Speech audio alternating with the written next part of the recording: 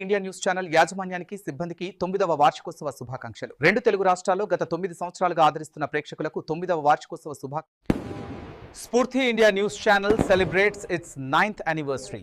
Thank you for your continued support.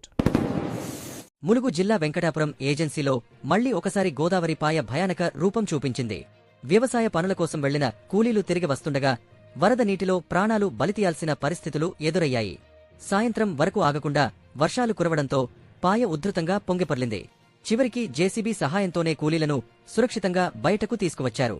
వివరాలు మా ప్రతినిధి రిపోర్ట్లో. వెంకటాపురం మండలం పరిధిలోని గోదావరి పాయ వద్ద ఈ ఘటన చోటు చేసుకుంది. ఉదయం పొద్దుపడవగానే మిర్చి పనుల కోసం పొలాలకెళ్లిన 20 మంది రైతులు, కూలీలు సాయంత్రం ఇంటికి తిరుగు ప్రయాణం అయ్యారు. కాని అప్పుడు గోదావరి పాయ ముంచెత్తింది. క్షణాల్లోనే నీటిమట్టం పెరగడంతో కూలీలు ఆవతల చిక్కుకుపోయారు.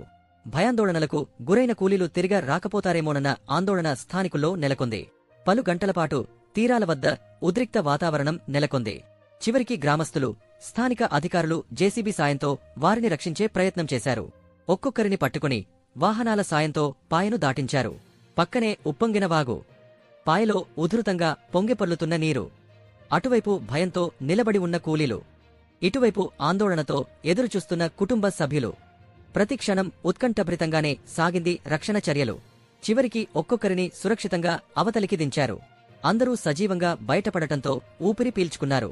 ప్రతిసారి వర్షాకాలంలో ఇదే ఇబ్బంది.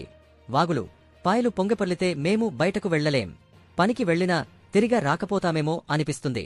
ప్రభుత్వం శాశ్వత వంతెన నిర్మించాలి అని స్థానికులు ఆవేదన వ్యక్తం చేస్తున్నారు. ప్రస్తుతం వెంకటాపురం ఏజెన్సీలో ఎక్కడ చూసినా వాగులు ఉప్పొంగుతున్నాయి. చిన్న చిన్న పనుల కోసం కూడా బయటకు వెళ్లాలంటే ప్రాణాలను పణంగా పెట్టక తప్పని పరిస్థితి. వ్యవసాయ పనులకు వెళ్లి తిరిగి రావడమే పెద్ద సవాలుగా మారింది. మిర్చి పనులు చేస్తున్న రైతులు, కూలీలు అత్యంత భయంతో వాగులు, పాయలు దాటుతున్నారు. ములుగు జిల్లా ఏజెన్సీ ప్రాంత ప్రజలకు మళ్లీ వర్షాలు కష్టాలు మోపుతున్నాయి. ప్రతి ఏడాది ఇలాగే వరదల సమయంలో కూలీలు, రైతులు ఇలాంటి ప్రమాదాలను ఎదుర్కొంటున్నారు. శాశ్వత వంతెనలు లేకపోవడంతో చిన్న వాగులు కూడా వారి జీవితాలకు పెద్ద అడ్డంకిగా మారుతున్నాయి.